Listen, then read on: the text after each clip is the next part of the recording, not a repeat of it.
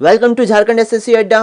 Friends, आज हम लोग इस लेक्चर में झारखंड की प्रमुख योजनाओं के बारे में सबसे पहले हम लोग पढ़ते हैं कि मुख्यमंत्री कन्यादान योजना ये क्या है। फ्रेंड्स, इसकी शुरुआत 2004 में की गई थी और इसमें क्या होता है कि गरीब परिवारों के कन्याओं को उसके विवाह के लिए उसमें 30,000 रुपये का दान दिया जाता है। बस इस योजना में आपको सिर्फ यही याद रखना है कि इसकी शुरुआत कब हुई थी। तो इसका शुरुआत 2004 में की गई थी और इसमें होता क्या है कि गरीब परिवारों के कन्या का जो विवाह होता है उसमें 30,000 रुपया अमाउंट भी आपको याद रखना है, कितने रुपए का दान दिया जाता है, तो 30,000 रुपये का दान दिया जाता है। अब आइए हम लोग अगला चलते हैं कि जोहार योजना क्या है। फ्रेंड्स, जोहार योजना का जो है प्रारंभ किया गया था 2011-12 में, ठीक है ना। इसमें क्या होता है, ये 5 वर्षों के लिए किया गया है, मतलब 5 वर्ष का टारगेट लेके किया गया है। इसमें क्या किया जाएगा कि ऐसे लोग जो गरीबी रेखा के अंतर्गत जो आते हैं, ठीक है, और वो ज़्यादातर कृषि पे ही आधारित रहते हैं, तो उन लोगों को कृषि आधारित व्यवसाय उपलब्ध कराया जाएगा। ठीक है, इसके लिए कुछ जिलों को चुना गया है, जैसे कि रांची, रामगढ़, कोडरमा, पूर्वी सिंहभूम, बोकारो, देवघर और जामताड़ा। ठीक है, क्या रखना है कि किस लिए है, तो ऐसे लोग जो गरीबी रेखा के अंदर आते हैं उनको क्या कराया जाएगा। इसका मोटो क्या है जोहार योजना का, तो जोहार योजना का मोटो है कि इसमें कृषि आधारित व्यवसाय इसमें उपलब्ध कराया जाएगा। ठीक है,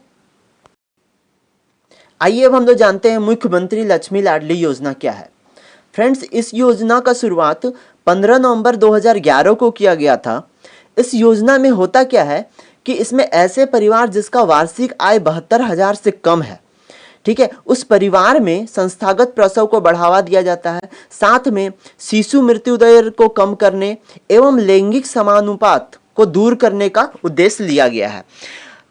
लैंगिक अनुपात जो होता है जो वो है झारखंड का, अभी मैं बताता हूँ 2011 जनगणना के अनुसार कि यहाँ का जो लिंगानुपात है वो 949 महिलाएं प्रति 1000 पुरुष पर है। तो गवर्नमेंट का ये टारगेट है कि यह योजना के तहत ये जो लिंगानुपात है उसको बढ़ा दिया जाए। अच्छा, साथ में मैं आपको ये भी बता देना चाहता हूँ कि झारखंड में सर्वाधिक लिंगानुपात वाला जिला है पश्चिमी सिंहभूम और न्यूनतम लिंगानुपात वाला जिला है धनबाद। फ्रेंड्स, इस योजना में होता क्या है कि सरकार जो है उस बेटी के नाम पर डाकघर में एक अकाउंट खोलती है और उसमें प्रति वर्ष 6,000 रुपये वो डिपॉजिट करती है। कब तक? 5 साल तक। उसके बाद फिर क्या होता है कि कक्षा 6 में जब वो लड़की पहुंच जाती है तो उसे 2,000 रुपया दिया जाता है, फिर कक्षा 9 में 4,000 रुपये, फिर कक्षा 10 में 7,500 और इंटर में 2,000 रुपये प्रति माह दिया जाता है। और जब 21 वर्ष पूरा हो जाएगा तब 1,16,971 रुपये दिया जाता है। आइए हम लोग देखते हैं कि सरस्वती योजना क्या है। फ्रेंड्स, सरस्वती योजना को झारखंड सरकार के श्रम विभाग द्वारा लॉन्च किया गया था। कब की प्रारंभ किया गया था? 10 जून 2014 को। फ्रेंड्स, एक्चुअली ये योजना है ना वो लक्ष्मी लाडली योजना के तर्ज पर ही है। इसमें बस क्या होता है कि ऐसे मजदूर, रजिस्टर्ड मजदूर है यानी कि पंजीकृत मजदूर है, उनके घर में जो बेटी जन्म लेती है उनके नाम पर क्या करती है गवर्नमेंट 5,000 का फिक्स डिपॉजिट करती है और फिर जब वो 18 वर्ष की हो जाती है तो 1 लाख रुपए का राशि प्रदान की जाती है।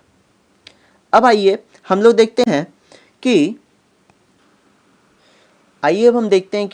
एलईडी बल्ब वितरण योजना क्या है। फ्रेंड्स, ये केंद्र सरकार द्वारा 2015-16 में इसको लागू किया गया था। इसमें टारगेट था गवर्नमेंट का कि 2 करोड़ एलईडी बल्ब का वितरण किया जाएगा। ठीक है, तो इस तर्ज पर ही झारखंड में भी 30 नवंबर 2015 को यह योजना लॉन्च की गई और इसमें क्या था कि एलईडी बल्ब को 100 रुपये प्रति बल्ब की दर से बेचा जा रहा था। फिर बाद में झारखंड सरकार ने इस बल्ब की दर को घटा दिया और 65 रुपया प्रति बल्ब कर दी। ये जो उजाला स्कीम है, इस उजाला का इसमें फुल फॉर्म है Unnat Jyoti by affordable LEDs for all.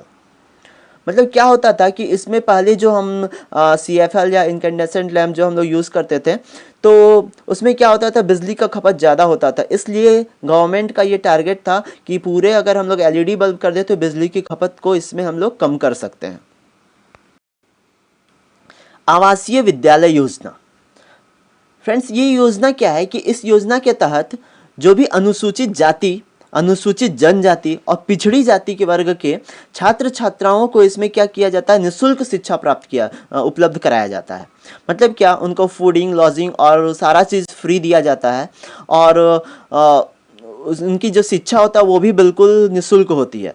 तो पूरे राज्य में अभी इस तरह के आवासीय विद्यालय 116 है।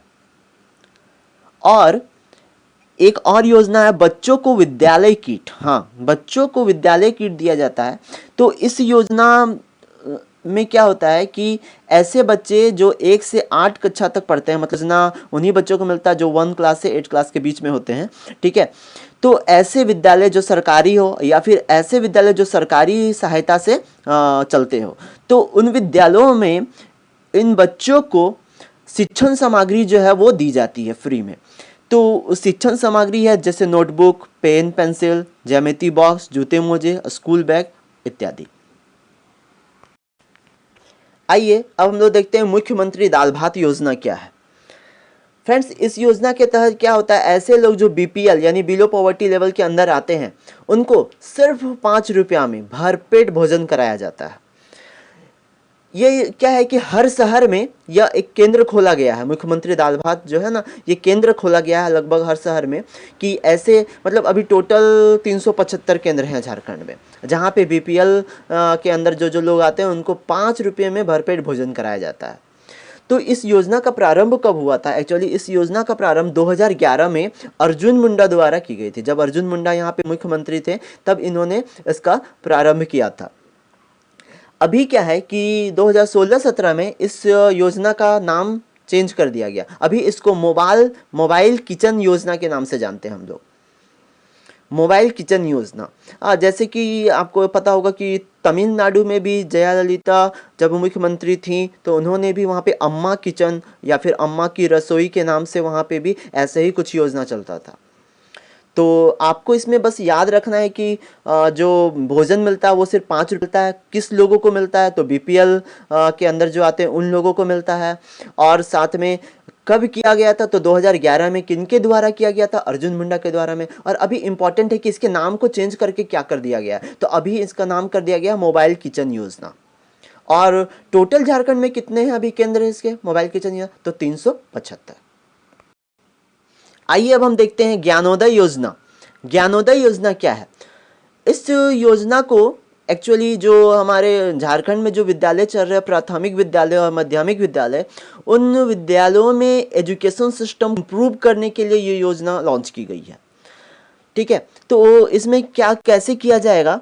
तो इन विद्यालयों में जैसे कुछ नए कोर्स इंट्रोड्यूस किए जाएंगे, जैसे कि spoken English, school leadership programme, motivation, ठीक है ना, कंप्यूटर एजुकेशन, और उसमें प्रशिक्षण दिया जाएगा। और साथ में इसमें एक सॉफ्टवेयर यूज़ किया जाएगा, उस सॉफ्टवेयर का नाम है ई विद्या वाहिनी। ठीक है, इस सॉफ्टवेयर से क्या होगा कि रियल टाइम मॉनिटरिंग होगा। मतलब क्या, ऐसे बहुत सारे विद्यालय हैं जहाँ पे टीचर जो जाते हैं पर वो पढ़ाते नहीं हैं, तो टीचर को मॉनिटरिंग किया जाएगा, साथ में बच्चों को भी मॉनिटरिंग किया जाएगा कि वो अभी स्कूल में प्रेजेंट हैं कि नहीं। ठीक है, तो इस योजना से क्या होगा कि जो हमारा एजुकेशन सिस्टम है वो इम्प्रूव होगा। तो मतलब ज्ञानोदय योजना का टारगेट यही है कि जो झारखंड में है, जो माध्यमिक विद्यालय और प्राथमिक विद्यालय के एजुकेशन सिस्टम को इम्प्रूव करना। अच्छा, और क्या किया जाएगा इस योजना के तहत? जितने भी विद्यालय सब में एक टैबलेट उपलब्ध कराया जाएगा फॉर रियल टाइम मॉनिटरिंग के लिए। बिरसा आवास योजना, इस योजना का प्रारंभ 2008 ईस्वी में किया गया था। इसमें क्या है कि आदिम जनजातियों को आवास उपलब्ध कराया जाता है। इसमें टोटल रजिस्टर्ड जो है 9 आदिम जनजाति है जिनको इस योजना का लाभ मिलता है। इसमें क्या किया जाता है कि घर बनाने के लिए इसमें शुरुआती में 70,500 रुपये का राशि उपलब्ध कराई जाती थी। अब क्या किया गया है कि इस राशि को बढ़ा दिया गया है। अब यह 1,34,000 रुपये दिया जाता है। तो इसमें याद करने का चीज़ है कि इस बिरसा आवास योजना का प्रारंभ कब किया गया था? तो 2008। और किनको दिया जाता है? तो आदिम जनजातियों को। और कितना दिया जाता था पहले? 70,500। और अभी कितना दिया जाता है? तो 1,34,000। आइए अब हम लोग जानते हैं कि प्रधानमंत्री मुद्रा योजना क्या है। फ्रेंड्स, यह योजना 8 अप्रैल 2015 को केंद्र सरकार द्वारा किया गया था।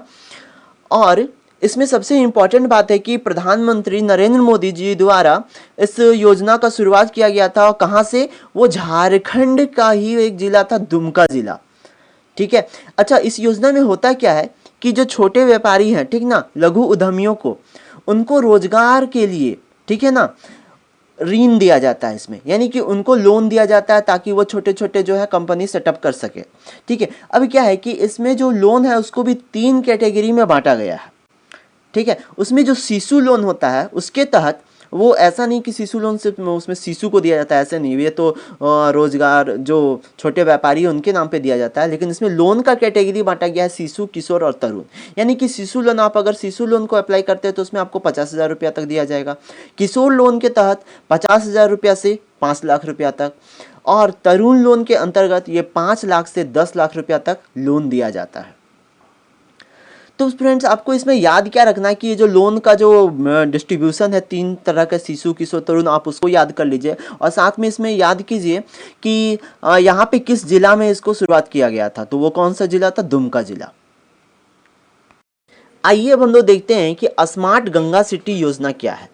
फ्रेंड्स, स्मार्ट गंगा सिटी योजना को ये भी केंद्र सरकार द्वारा लागू किया गया था। कब? 13 अगस्त 2016 को। इसमें कौन कौन सा मंत्रालय है? तो जल संसाधन मंत्रालय मंत्री जो उमा भारती हैं, और साथ में शहरी विकास मंत्री एम वेंकैया नायडू, ये दोनों को संयुक्त रूप में ये प्रोजेक्ट है। तो इसमें क्या किया गया था कि 10 शहरों को स्मार्ट गंगा सिटी ना बनाना था। ठीक है। यानी कि 10 शहरों को, गंगा नदी के सटे हुए 10 शहरों को स्मार्ट सिटी बनाना था। ठीक है। इसलिए इसको हम लोग स्मार्ट गंगा सिटी योजना भी बोलते हैं।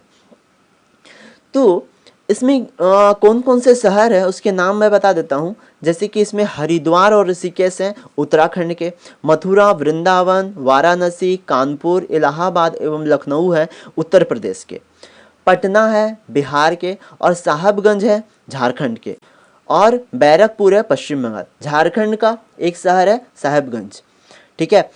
जैसे कि मैंने बताया था वो रिवर वाला लेक्चर में कि गंगा नदी है जो वो झारखंड के साहेबगंज जिला से होकर गुजरती है। तो वहाँ पे जो साहेबगंज है उसी को यहाँ पे स्मार्ट गंगा सिटी बनाया जाएगा। फ्रेंड्स, इसमें किया जाएगा कि ये सब जो सिटी है ना, उसमें सीवेज ट्रीटमेंट की व्यवस्था की जाएगी कि, और बेहतर निकासी का व्यवस्था की जाएगी। यानी कि जो भी सिटी का जो सीवेज है वो डायरेक्ट जाके जो गंगा नदी में मिलती है उसको पहले ट्रीटमेंट करके जाएगा, ताकि गंगा का जो पॉल्यूशन है जो दिन प्रतिदिन बढ़ते जा रही है, ठीक है ना, उस पॉल्यूशन को कम करना भी इस योजना का टारगेट है। कि अगर हम बेटर सीवेज ट्रीटमेंट लगा दें और ये सब सिटी से जो सीवेज निकलेगा वो ट्रीटमेंट होकर वो पानी उसके बाद वो गिरेगा गंगा नदी पे, तो क्या होगा? इससे पॉल्यूशन कम होगी। फ्रेंड्स, आपको ये हमारा वीडियो कैसा लगा? प्लीज़ कमेंट बॉक्स पे कमेंट करें, लाइक करें एंड शेयर करें, और हाँ, सब्सक्राइब करना ना भूलें, क्योंकि मैं जो भी नया वीडियो अपलोड करूंगा आपको नोटिफिकेशन मिल जाएगा। सो प्लीज़ सब्सक्राइब करें। Thank you.